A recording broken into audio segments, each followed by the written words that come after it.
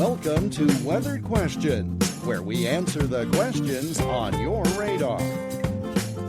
Hello, everyone, and welcome into another episode of Weathered Questions. We want to thank you for listening, and any feedback that you leave us as well, feel free to leave a review, read a review, tell your friends and family if they want to learn about weather, and do so in hopefully a fun and engaging way, because that is our goal. We want to make it simple for everybody to understand as well. If there is a question that you just can't get out of your mind and nobody at school knows the answer, and your parents don't know, and your grandparents don't know, and your siblings don't know, good chance we might know. Send us an email. You can email us at weatheredquestions@gmail.com to join in on the conversation. And Jan, we actually have a submitted question this episode. So people are doing this, and it's fantastic. And I even think we've learned a lot throughout this entire experience. Wouldn't you say the same? Yeah, we love hearing from you guys, and it makes us, kind of do a little research sometimes and find things out for ourselves. Or even if we, have like the short 10-second answer, we want to dig a little deeper and find some other stuff or other interesting tidbits. And so, it really has been. It's been fun learning along with all of you. So thanks for helping us do that. Our first question here today comes from Amy. And she writes that I notice I get migraines when the barometric pressure changes, or that my knees start acting up when a storm is coming. Can we actually sense pressure changes? That is a great question. That is a great question, Jan. And I will tell you this right out of the gate, and I have no problem revealing this to the world, because I know my wife's at work, and I know she's not going to hear this. But I have never had a migraine in my life. I don't know what a migraine feels like. I have no clue what it's all about. I hear they're extremely debilitating. And they're really awful. I will take it another step further. The last headache I had, I remember, was in 2008 after I had a really bad bout of the flu. And otherwise, I don't get headaches. I'm weird. I know. I am so jealous. I know. That's what I said. I don't want to make anybody angry. I don't get headaches. But I will tell you that I do get joint pain. I do get joint pain from time to time. And I can feel a little bit different when weather is coming in, but there's a lot of stuff about this topic. And from what I understand about how this topic works, and it's going to be interesting if you travel to a place of elevation, like say Denver, Colorado, if you feel any different versus maybe Iowa or Wisconsin or Illinois, or maybe wherever you're listening to us from. So what I understand about it is we are surrounded by this atmosphere. It's filled with a bunch of different gases we just simply call air, and it has a pressure to it, which means it's all pressing down on us, generally in equal forces. So if you were to stick your arm straight out, there's an equal pressure pushing from the ground up and then pushing from the sky downward. So it almost feels like we're in the bottom of a swimming pool in a way. Well, if you take some water out of the pool, what happens, from what I understand, is almost a microscopic expansion of your body. If the pressure is lower, it actually expands microscopically. So if you have arthritis or other joints that have been hurt or bones that have broken before, they're still going to have that place where they've healed. That's how I understand that this process happens. It's microscopic contraction when we have high pressure and expansion when we have low pressure. And I think that can also be proven somewhat if anybody listening has been in an airplane before. Yeah. And you'll usually want to take some gum with you to try and chew so it can kind of equalize your ears a little bit. Otherwise, you get some ear pressure, especially coming in for that final approach. Mm-hmm. So that's where I think we are on this. I will tell you that I am actively working to get a medical professional to join us on this program in the coming month or two. And I hope we can hit this a little bit better for Amy, because I'm not a doctor. I don't claim to be. Same. You would not want me to be your doctor. But I can just, from the science that we know about the atmosphere and how things change, especially food that's sealed and how it changes when you go up elevation, how it expands and contracts when you go down, I have to think our bodies are the same thing. So that's my general answer to Amy's question. Anything you have to add on that? What have you noticed headache-wise, Jan? Because I can't really bring a lot to the table, unfortunately. Yeah, like I get headaches, but I, like you said, I don't get migraines, and I don't want to try to equate those things to each Mm-hmm. other in any way. So I wouldn't say that I've really been able to notice this, but I would suspect, yeah, it's something similar where those folks that are getting migraines, it's just that microscopic little adjustment that there's either more air pushing down on you or less than you're used to, and it's not that equilibrium, it's not that even status, and so it's causing things to expand, contract in a way that is putting more pressure or a lack thereof on something that is used to the opposite. And one thing I do want to point out here, because it's so hard to envision, even though it's always around us, even though the atmosphere is there, and we say, yeah, the pressure of the weight of the column of air above you, right? That's something we say as meteorologists. Mm-hmm. It's hard to picture the atmosphere weighing down on you, just because it just is. It's not something that you're ever seeing or feeling necessarily in a more concrete way. So one way that I like to explain this, and that you can try yourself if you so choose, that can help kind of put this a little bit more into practice. Kai, I know you experienced this with me as well a little bit. We did some experiments when we were meteorologists, and one of my favorite ones involves plungers. Yeah. So yeah. if you do want to try this, I recommend you get 2 clean plungers, and don't try using your ratty ones that are go ahead and splurge and go get yourself some new ones. Yep, make sure they're clean. But what you do is you take 2 plungers that are the same size essentially, and try pushing them together. And then the fun part is get your kids and put some pillows on the ground or something so they don't hurt themselves. Get your kids to try to pull them apart. And it's actually really hard. If you've sealed them together, nicely and nice and even, it's really hard to pull them apart. And essentially what you've done is you've created a vacuum inside that air inside. You've vacated the air between the plungers. That creates a vacuum. So everything that is holding those plungers together now is the weight of the column of air above you, or that atmospheric pressure. And so that's a way that you can kind of picture all of that pressure. And you can get it, if you pull hard enough. But again, it's going to be that little microscopic change that's going to finally get it to actually move. And so that's a way that you can kind of picture all of that atmospheric pressure.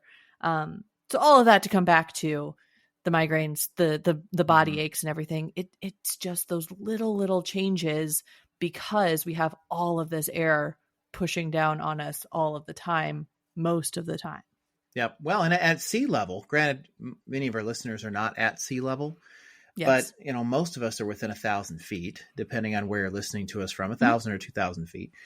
14 pounds per square inch. I mean, that's Yes. the weight of the atmosphere. So to your point about the plunger experiment, think about how many square inches and then multiply it by 14.7. That's why it takes your boys so much effort to pull those things apart and eventually land on the pillows, So Exactly. 14.7 per square inch. So great experiment idea there, Jan. And parents, just do it safely. Don't have anything fragile around. Better yet, do it outside in a pile of leaves. There you that go. sounds better. There you go. Get the kids outside. Speaking of that, a few mornings ago, we went outside. Bear and I went outside, and it was almost like it snowed leaves. So many leaves were on the ground all of a sudden. And, we're pretty much past some of the peak colors now in the upper Midwest, but we're still approaching some really vibrant color a little bit farther south. Mm-hmm. So one question that came in, Jan, how does weather impact fall colors?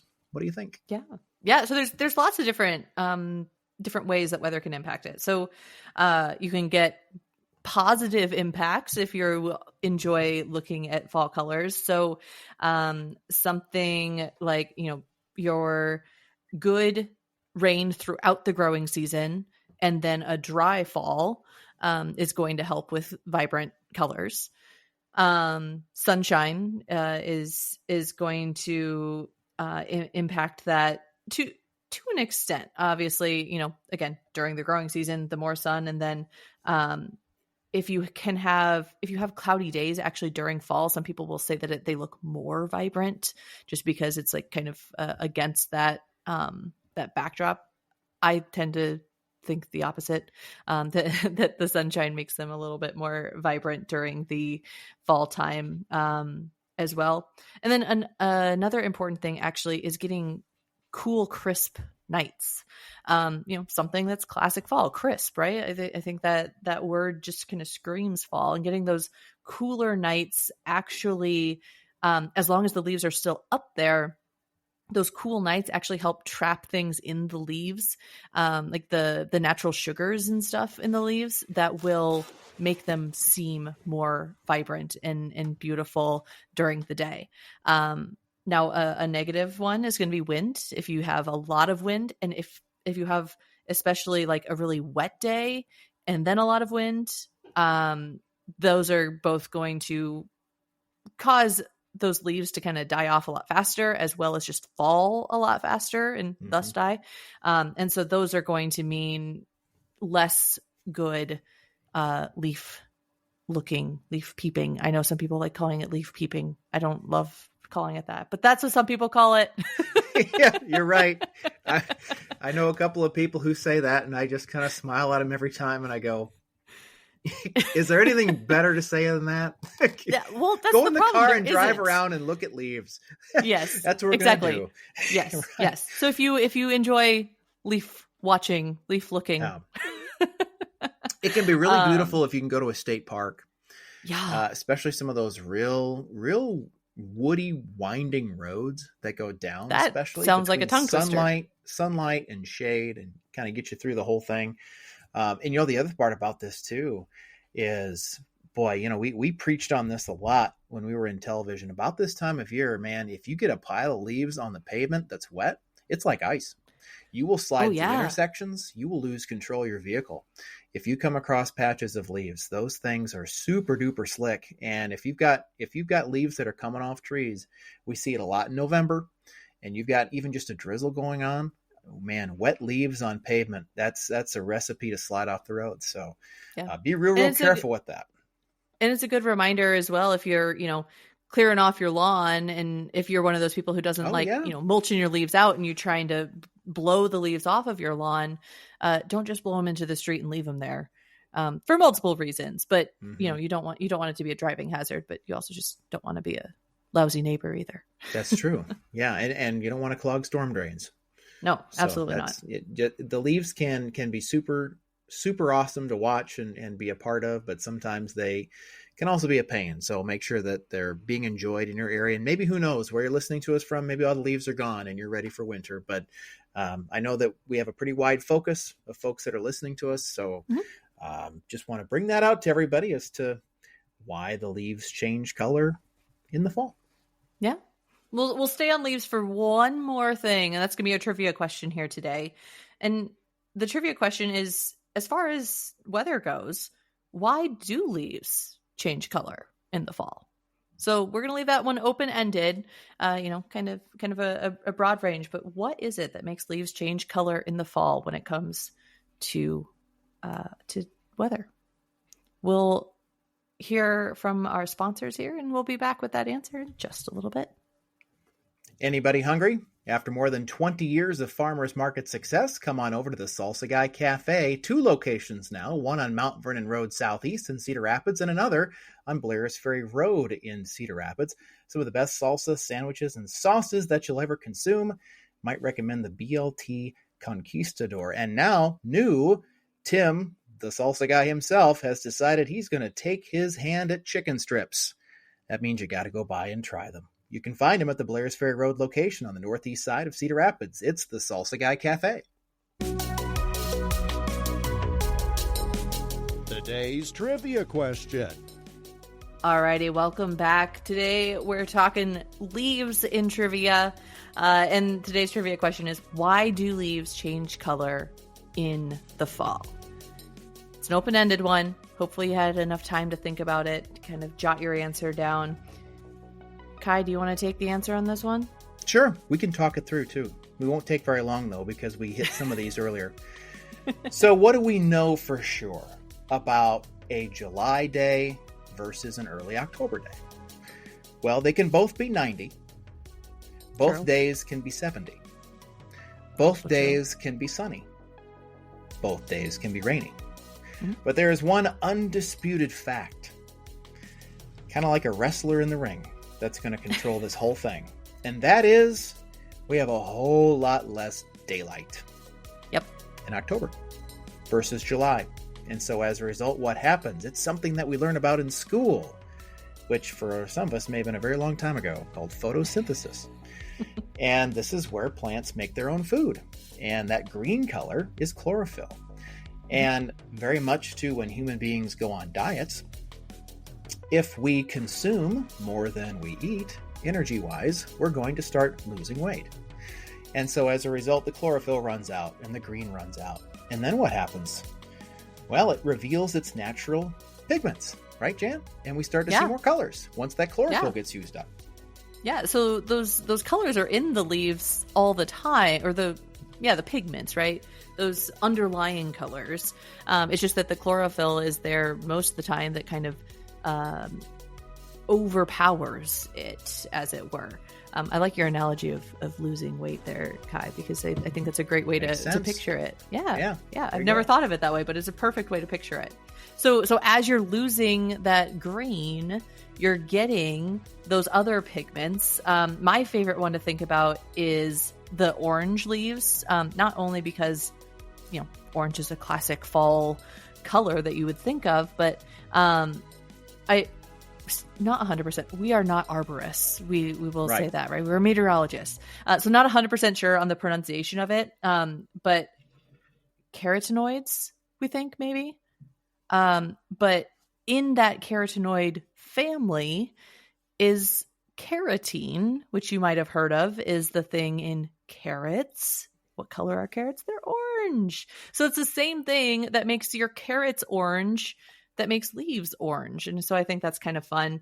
There's also a little bit of that in your red leaves, along with something called an anthocyanin.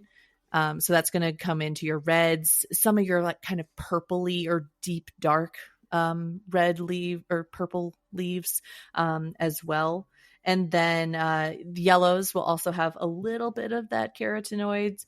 And then another one that's a flavonoid. So there's a couple different fun things going on there, but there's a lot of that orange color, whether it's from the yellows or the reds or that pure orange, which is fully the carotene. And I think it's fun that it's the same thing that makes carrots. There's their colors, so it's really easy to think about that way. And a lot of people kind of know that of carrots, and so it just goes right over into the leaves of trees as well. Sounds like we're making soup there. Flavonoids. leaf soup, yum. There's a whole chemistry behind all this. It's really pretty. Yes. It's pretty nifty. But yeah, there's a whole chemistry behind all this, and then eventually the leaves drop, and then we get into winter, which is eventually going to happen. Well, so we were doing a little research for this. Like I said, I knew about the carotene orange, but I didn't know about the other ones necessarily. So we were checking our facts before this. And Kai, you found something about brown leaves. Yeah. So this one site is talking about brown leaves as cells, parentheses, the leaf is dead. So I guess when they're brown and crispy, that means the game is over for the leaf. Well, I just like that they felt the need to write that down. Well, they did. They did. This is as a site called sciencenotes.org. Oh, and they have a great diagram, and they literally have brown, cell wall, dead leaf. Brown equals dead. Yep. Brown equals dead. So there you go. Especially when it's crispy and crunchy on the ground. Exactly. Well, once those leaves are crispy and crunchy on the ground and we're looking ahead to winter, let's head into our next question that is doing just that. Kai, we've had this question so many times as big snowstorms are coming in, setting up across the country. And people will ask us, what's your prediction? What am I going to get here in my backyard? Don't give me a range. Give me what's actually going to happen. How do you respond? Well, it's kind of a couple different things. Number one, for folks to think that we aren't totally ethical about it. The range that we would give on television is the same thing we're probably going to give our families too. If they want an exact number, I'm sure we can just say, well, it's going to be somewhere within that range. I mean, a good thing would be is if we were going 3 to 6 inches of snow over, a 200 square mile area, which actually isn't very many miles at all. We might just say 4 or 5, somewhere in that range. We might aim more towards the middle. And I would say that when most snowfall forecasts are generated, that median or mean, whichever one you want to use, probably verifies the most.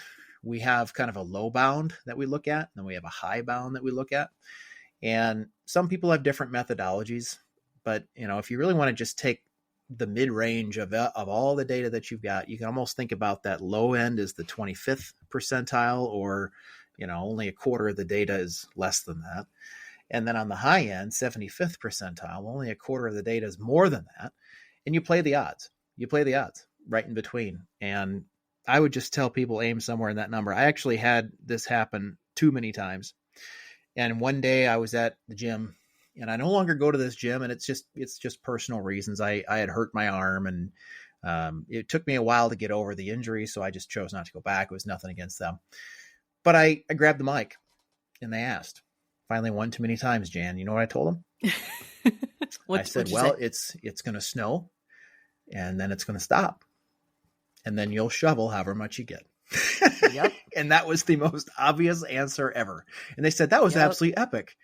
You should say that on TV. And I said, well, actually, I try and do that and make it easy for people. But yeah, I mean, the thing is I don't know if any broadcasters out there who would ever say something on TV that is drastically different than what they'd tell their own family. I just don't see that happening. So what you see on TV is generally what you're going to get from those individuals. Same with the National Weather Service. If they're going to put a forecast out, they're going to tell their family the same thing. So it should go 1 for 1 in that case. That's my general thought.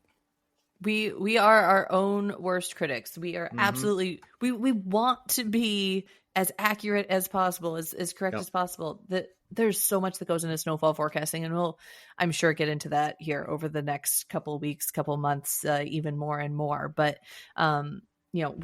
we are putting out that range because that is truly where we think it will fall. We are trying to make it as tight of a range as we feel comfortable. Right. The hard truth of it, though, is that snowfall forecasting is really hard. And there are so many factors that can go into that. And so sometimes you do have those really wide buckets, metaphorical buckets, wide ranges, that just have to be presented because that is as fine as the science can be at that time. Yep. So, yeah. And I think you're right when you talk about there's so many factors. There's probably enough factors that even from a very simple standpoint, we could probably take a whole show for it. Maybe we'll do that next time. Just a very simple overview, because especially in some of the consulting stuff I do, we actually break down snowfall into about 8 different ingredients. So I mean, it's not as easy as raindrops. There's a fair amount of stuff going on there. And then to that point, then if we're talking about what you just said on television, or what you just said as a weather service forecaster, or maybe even a private forecasting firm, because those exist too. We're actually seeing more of those in the country. Mm-hmm. Let's go into now. Let's just say it's 5 days out, or it's 7 days out. Accuracy of long range forecasts. What would you tell a client, or what would you tell your family if they're starting to, freak out a bit at day 5 and 6? What would be your best advice to them? Well, especially when it comes to a snowstorm, I would say, use this time to be prepared, use this time to know that it's a potential, but I would not take that as 100%. This is going to happen. If you have a 5, 6, 7 day forecast that is putting out specific numbers, I would not trust it. You just can't necessarily trust those numbers that far out. Now, as it gets closer and closer to an event, especially once you start getting in that 2 or 3 day range, those numbers can be trusted a lot more. At the same time, though, you still should be a good consumer of weather information and check back with that forecast, because the forecast that you get 36 hours out is probably going to be different 24 hours out, 18 hours out, 6 hours out from the onset of that storm. Mm-hmm. It's just there, like we just said, there's so many different parameters that are going into a snowfall forecast that any one of those little things that changes is going to end up changing that snowfall range, that end total. So when something is so far out, it's much better to use that more as a, oh, hey, there's a potential for a big snowstorm. Maybe I should think about, do I know where my shovel is? Do I have ice melt? Getting those things ready, but not necessarily going and buying the store out of milk and bread. Right. Yeah. Wait a little bit. Yeah, that has always been, one of my sticking points too, is just hang on, how these things can sometimes go. But here's kind of a very easy way to think about this. And it seems like no matter where you turn, somebody in your neighborhood knows something about football somewhere. Mm-hmm. I would argue there's a lot more people in the world that understand how football works versus how weather works. So I'm going to put this into an analogy that hopefully is easy for everybody to understand. So if you have a football team and you are first and goal at the 5, we're going to say, and I'm changing this up from what we just talked about, Jan. Every 5 yards is 1 day. Every 5 yards is 1 day. So we're first and goal at the 5. Is there a good chance we're going to score? Yeah, probably. Probably, which means that 1 day forecast now anymore with all the data that we have is actually quite good. First and goal at the 10. Are we going to score a touchdown? And I should clarify touchdown. Some teams will. Some teams won't. But some teams will. So you're another 5 yards back, which means you're 2 days out. Well, now we get an unfortunate holding call, and we're back to first and goal at the 15. Our chances for a touchdown are rapidly going down. Yep. And then at the 20-yard line, that can be day 4.